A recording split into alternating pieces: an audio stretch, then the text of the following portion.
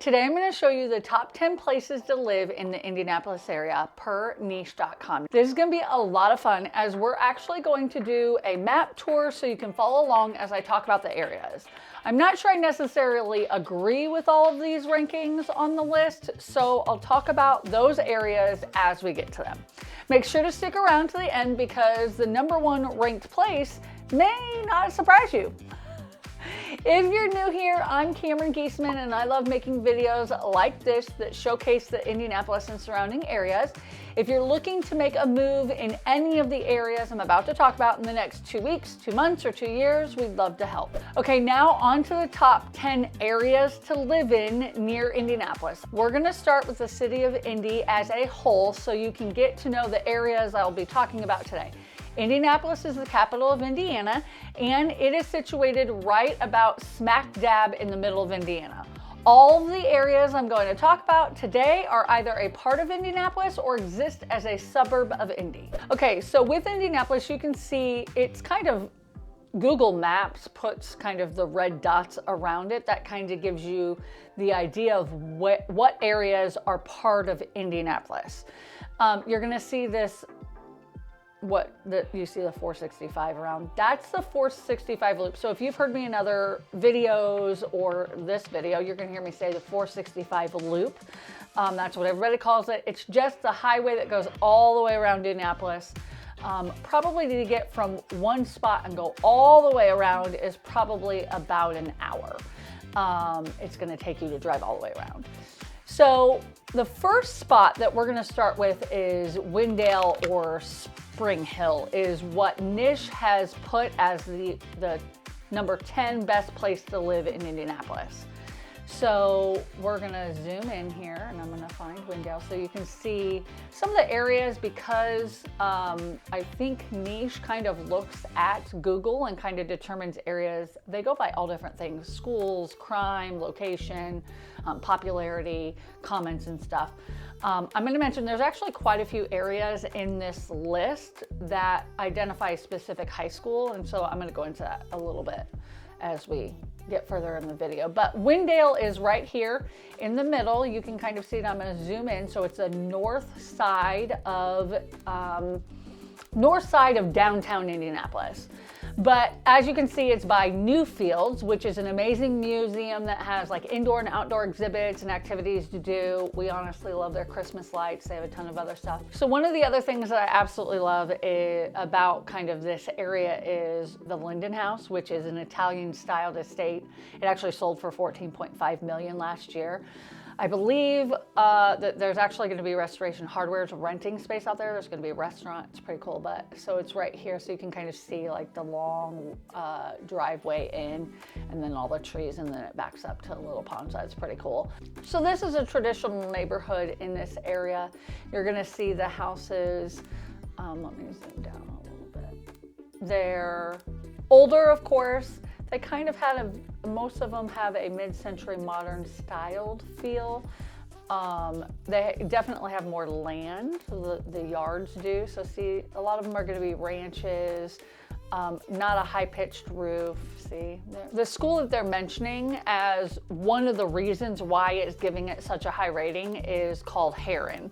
Now, there are actually a couple of different Herons. They're all one entity, but Heron High School is, yes, a public school, but it's a charter school, and it is ranked very high. It has an A+ rating, but I want to be very clear, in multiple of these areas, it's not actually, well, it's not going to be able to hold all of those people. If all of the areas that I mentioned today all sends their kids to Heron High School, then Heron High School would be bigger than Carmel, which is the largest high school in Indiana.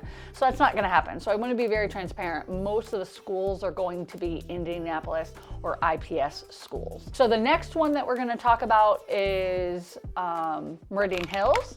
So Meridian Hills is interesting. It's a small neighborhood that is just north of downtown Indy, and it's about 1,800 residents. It also is home to the Meridian Hills Country Club. It's Park Tudor private schools are also by there. A lot of families send their kids to Park Tudor. So you can see Meridian Hills is Again, a little bit north of where we were. We were back over by here, but so it's a little bit more north. There's actually no rentals in this area. The homes don't often come up for sale. And so let's kind of zoom into Meridian. Okay. There is, so one of the first things that pops up is something that is actually going on right now, which is construction on Meridian. They're fixing the roads and widening some stuff. That is not a traditional Meridian home. That is probably somebody has purchased the home and rebuilt it. Actually, this fall they had a really cool, gigantic skeleton that was there. But so that's one house. Traditionally, the homes on Meridian, again, are older. It's one of the older streets in Indianapolis. Okay, so there's a traditional old, you know, I would say some are colonial. You're not going to get many modern like the last one that I showed you, but it kind of shows you what the style is. There are certain areas, again, you've got quite a bit of ranches that are on Meridian, just kind of little small ranch homes. And then you get into, I'm trying to show you some of the bigger ones. So a lot of them do have gates and or trees. You're gonna see that as you drive along Meridian. So some of the houses you'll find in Meridian are something like this, where you can clearly tell that I'm not gonna say they tore down the home, but they might have. And you're gonna see estates that are quite large and in the million, 2 million, 3 million, 4 million range in the Meridian Hills area. Okay. They also, again, used Tarrant High School as the school. Like I said, Park Tudor is probably one of the schools that a lot of people send their kids. Now, Meridian Hills has always had kind of a high rating here in the Indianapolis area because of the estately homes, the no rentals, people move in and never move out. It's a very close-knit community. So yeah, love Meridian Hills. Okay, so now the next spot that we're going to is Westfield.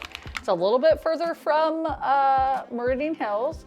It is actually on the north, I'm gonna say it's the northwest side of Indianapolis. So as I zoom out, you're gonna see there's that 465 loop again.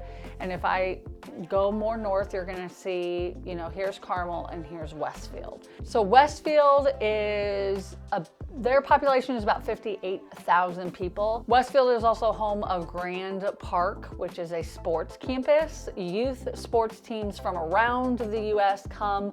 It's a great place, honestly, to own a rental because all the sports teams come in. And so let's zoom in on Westfield and I'll kind of show you where Grand Park is. Okay, so Westfield. So you can see here's Westfield. Now Westfield doesn't really have a downtown. They're working on it, but they don't have like a very specific downtown, but this is the main kind of strip through Westfield. It's Main Street, but it's also 32. Grand Park, you can see here, Grand Park Sports Complex. Let me zoom in and I'll kind of show you what that looks like. You can kind of see all the sports fields, but it is just sports. This is actually the soccer area. I'm gonna go back up and show actually the satellite view. So you can see there's baseball fields at Grand Park. There are baseball fields, there's soccer fields, there's turf and grass soccer fields. There is the Pacers Athletic Center, which is basketball, and I think volleyball. Honestly, teams from around the world come and visit. It's a great place to have rentals. So as I zoom out, you're gonna see there's neighborhoods kind of all over, but people have bought some of the properties and had them be rentals. It's rural, definitely. You can see Grand Park, right? You can see all of these fields. It's rural out west. It's more developed as you head east. There's older homes just north of Main Street. So let's go into Main Street so I can kind of show you downtown Westfield. If I go here, Main Street, there's actually a really cool restaurant that we like to visit, but this is Main Street. So, and actually on here, you can actually see my little thing. In many of our videos, we mentioned Big Hoffa's Smokehouse. They have amazing barbecue, so that's on there.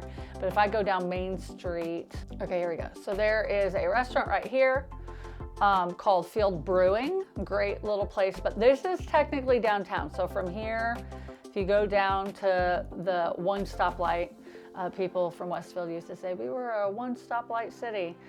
There's definitely a lot more than just one stoplight, but okay, so see how you've got some buildings here. This is their downtown. It's not great, but like I said, Westfield is really working to build a downtown area that has shops and dining and all sorts of stuff. So east of downtown, again, you're gonna have older homes. I'm actually gonna go down here. I'll show you some of the homes that are around this. So this was Main Street, like I mentioned. See how there's just not a whole lot there. This is a really great view, actually. You can kind of see aerial. Downtown, there are, you've got, again, the older styled homes. There's a neighborhood down here that's got some cute little properties. There's apartment complexes. Again, so you can see these are probably newer houses. These were probably built in the 80s or 90s, but this is kind of an older neighborhood. You have some mid-century modern properties, but then you also have just a traditional colonial. Anyways, this is a community, again, that has older homes. You're gonna find properties that are, honestly, in Westfield, you've got probably as low as 200 and go up to the million, 2 million. But you also have high-end neighborhoods like Chatham, where, we also are doing a video series on building a custom home. You can go back and watch that one, but those are homes in Chatham that are in the 1, 2, 3 million price range. So Westfield kind of has the full gamut. So, and Westfield schools are great. Again, A+ schools, low crime, like all the things that niche kind of goes through. The next spot we're gonna do is Delaware Trails. It's hard to say again with mouth stuff. It's next to Meridian Hills, which we already talked about. And then there is Holiday Park. I'm gonna scroll out while I'm trying to talk. Again, niche. Put Heron High School as a school. I would say the residents send their kids again to private school and possibly Heron, since it's a charter school. Homes in the area sell for about 300 to 400, and most of the homes are built in the like 60s. Okay, there's Delaware Trails. I'm gonna zoom out real quick so you can kind of see it's right here. So right by Holiday Park, which is an amazing park. Actually, you're saying I can zoom in. This is the Holiday Park. It's a great little park that you can go, take your dogs, walk. They've got trails all the way throughout. That's really fun. So again, here's some examples of the houses. Again, ranches usually, that's what was built in the 60s. Some people have added on to the second floor, but so you can kind of see, stay dry. They probably have a basement and have some water because some of the basements are not poured concrete, they're block. And so they might be getting that taken care of. But so see how they were built in the 60s, most of them like 50s to 70s kind of range. And like I said, most of them is sold for $300,000 to $400,000. Okay, so next up is North Central, which you can see on the map here. Just like the name implies, it's on the north central side of Indianapolis, inside the I-465 loop. Homes range from about 350 to over 800. I'm gonna zoom in, let's see if we can get you an example of a neighborhood here. It's kind of a little bit of an older community, and I took you to a street that literally is just trees. Okay. So again, similar. You're gonna see similar properties where this actually looks like it's a 2-story. So we've moved up a little bit. We're not just ranch homes. And they're a little bit older, right? Again, built in the mid 60s to early 80s. Right next to some of the best shopping areas is also Keystone at the Crossing. So see, here's North Central High School. And then right over here is the Fashion Mall. So again, 465, right? And then you've got the Keystone Mall, Royal Pen, like it's all really close. So you can see that's where North Central is. It honestly is great access. I have a lot of people that have moved to this area because it's close to shopping, close to the highway. You can jump in, head to downtown, head to the airport. It's kind of a central location, but central to getting on the highway and going where you need to go. Okay, next up is Broad Ripple. Let's put Broad Ripple into the search. Again, you can kind of see where the red outline part is. Broad Ripple, I'll zoom out again to kind of show you. Broad Ripple is right here. So it's kind of centrally, it's still north of the city, but So Indianapolis, north of the city, it's like right here, next to Meridian Hills, in between. There's Broad Ripple Park. But what I'm going to show you is downtown Broad Ripple. My dad actually lived in Broad Ripple. He went to Broad Ripple High School, which closed in 2018. But Broad Ripple is kind of like the nightlife. That's where the college students go. There's a great downtown area. I also like it. It's kind of got an homage to the hippie era. So I actually don't know the name of the store. They sell Birkenstocks. But you walk in and you just smell patchouli. It's one of my favorite. There's also a grocery store in downtown Broad Ripple. Let's see if I can find all of those. But we're gonna go to downtown Broad. So there's the high school. So when you're on Broad Ripple Avenue, you could say, you pass Broad Ripple High School, which is not Broad Ripple High School anymore. I mean, it is, but it's not what it used to be. But I'm gonna take you right down here. This is downtown Broad Ripple. I need to go a little bit further because that's Winthrop.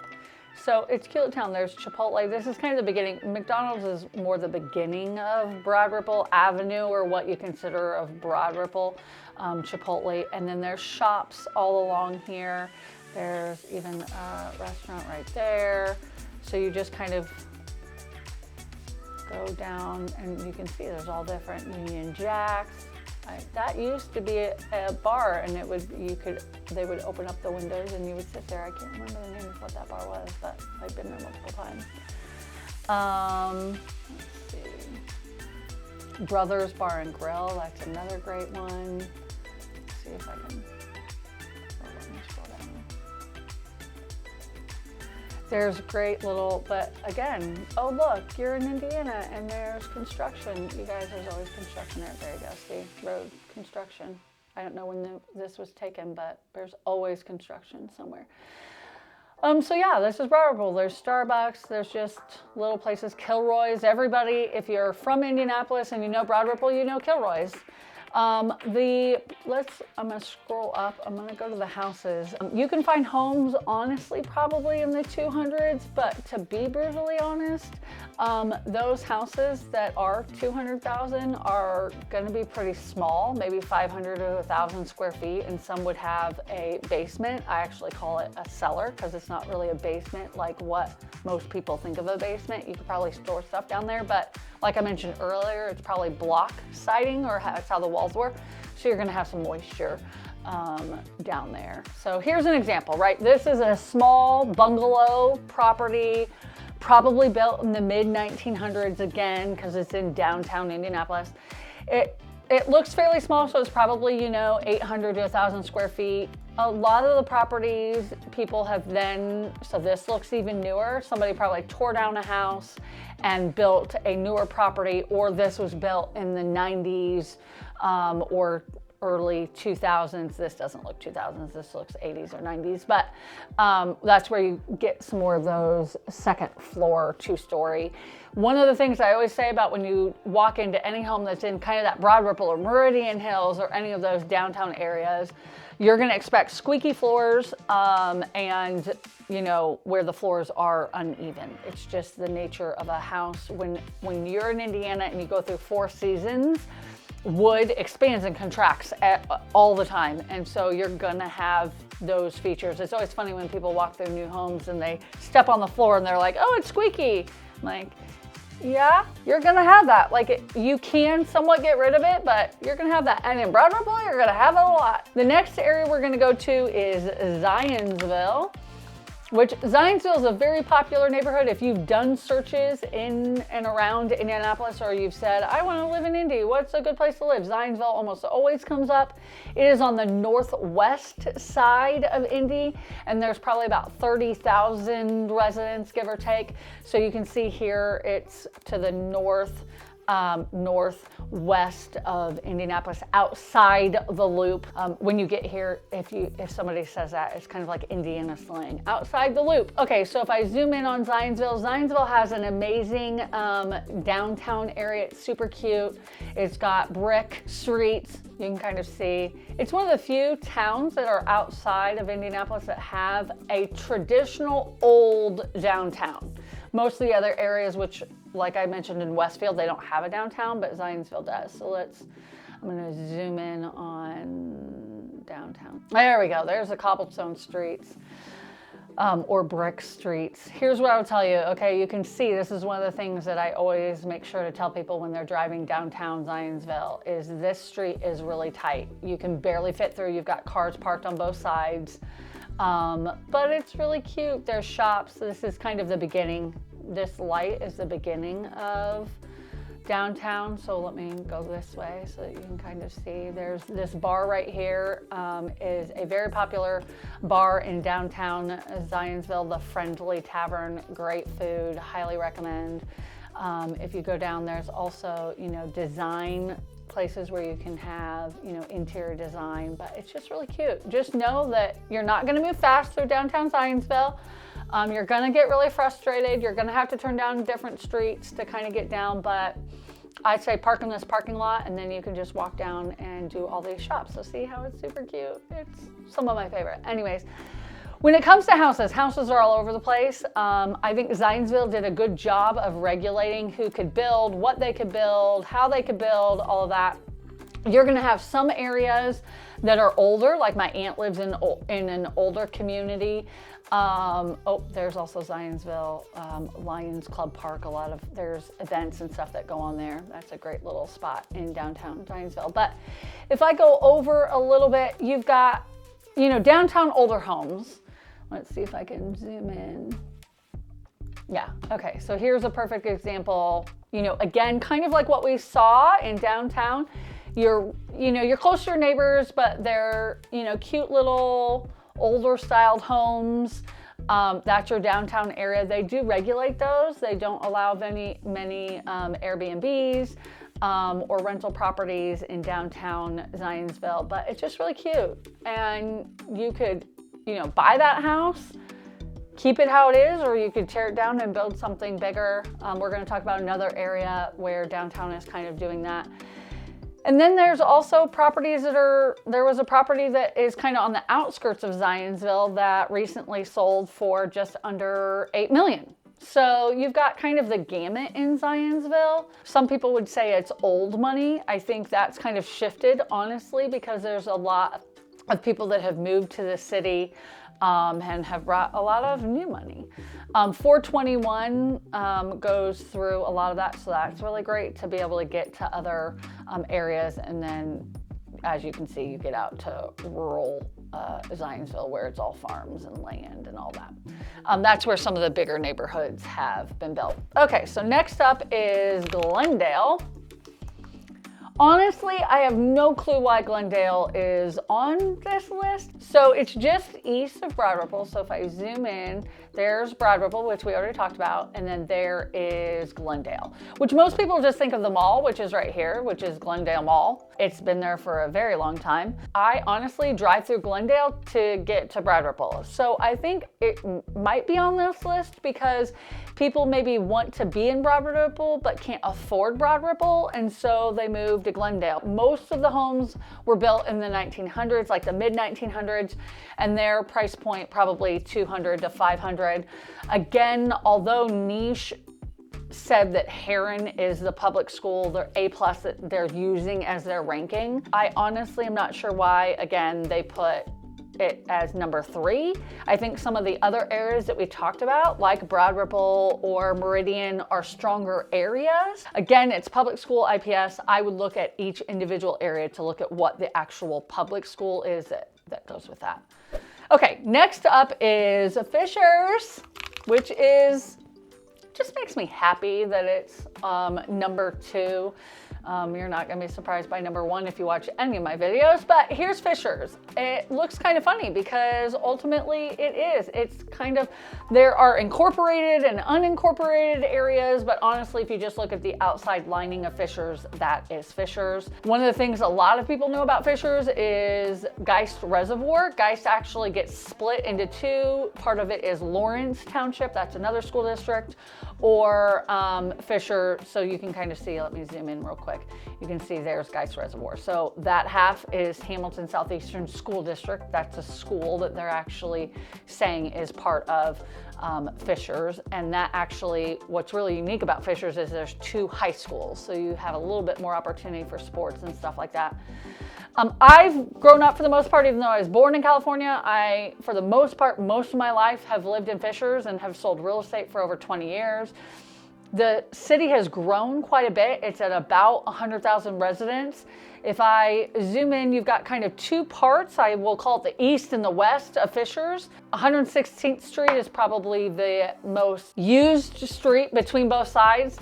116th and 126th, but so you can see here, there is 126th Street. I'm gonna take you to downtown Fishers real quick. And we're actually working on a document that if you're coming to the city or if you're wanting to visit, let's say some of these different areas, especially in Hamilton County, which is Fishers, Carmel, Noblesville, Westfield, where I have a map that will take you around each different area and show you prominent spots within each city. So if that's something of interest, leave a comment below.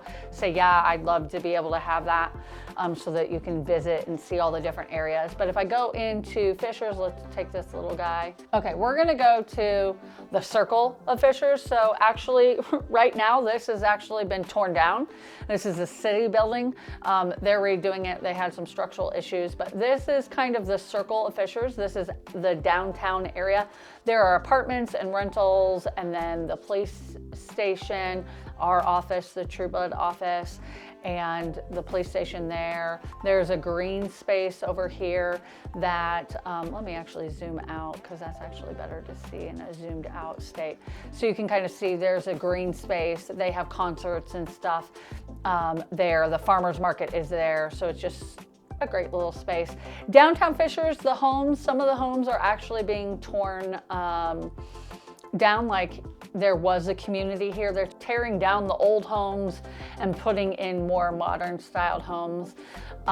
There's Fishers Elementary School. So like where I grew up is over here. So these were homes that were built kind of in the 80s or 90s. This community has a lot of ranches, but you can kind of see they were built in the 90s. There's also a community called Sunblest that is in Fishers. That's kind of older. So you've got, 80s and 90s, you've got 60s to 70s, and then you even have newer, things are still being built in Fishers. So you have, really it goes all the way from probably the 60s, 70s, all the way up to now. So you get the gamut. The average home is about 471. The downtown's growing. There's, dining and shopping and all this stuff. What I like about Fishers, or one of the things that a lot of people like about Fishers is, again, it's close to jump on the highway. You can drive up north to Michigan because you got 69 that kind of runs through Fishers.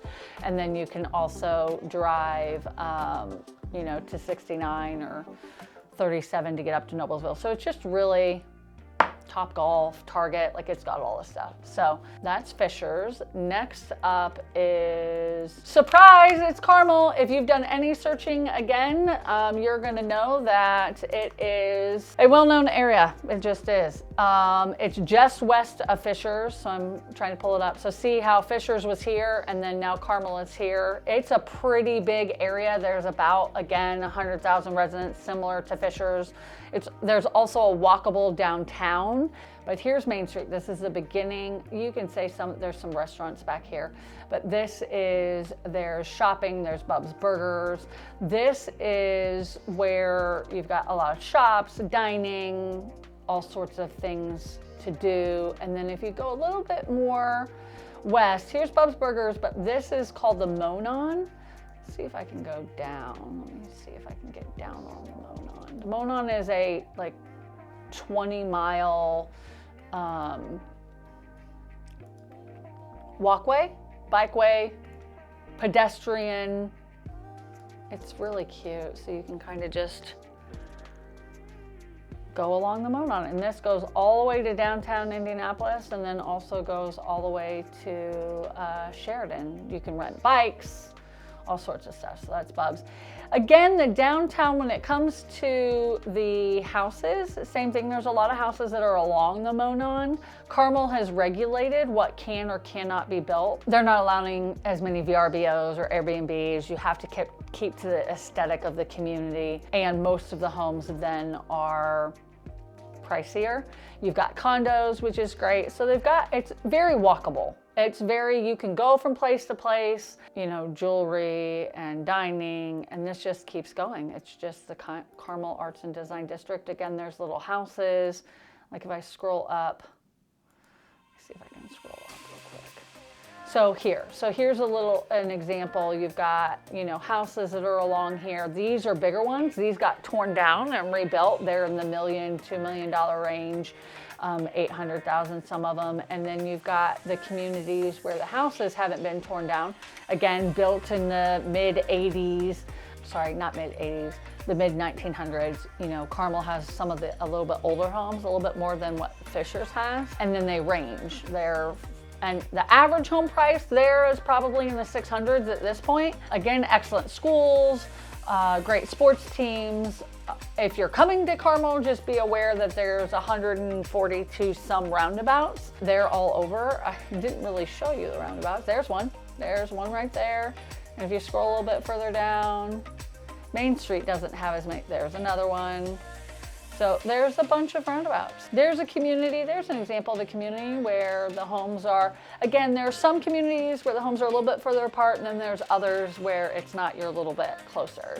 So that's kind of your 10, what Niche says is the 10 best places to live in the Indianapolis area. Now keep in mind, there are a lot of areas that are fantastic places to live around Indy that we didn't even talk about or didn't make the list. Some of Niche rankings are a little wonky, like the schools that I talked about for some of the downtown areas, but overall, great areas. We can help you in any of the areas. If you have any questions about other areas or want more information, or you want me to do even a more detailed map description of each area, let us know in the comments below. And then check out our other videos that kind of talk about the Indianapolis and surrounding areas. Make sure to like and subscribe. That way you get notified when other videos hit the market. And yeah, hopefully you enjoyed, and we'll catch you next time.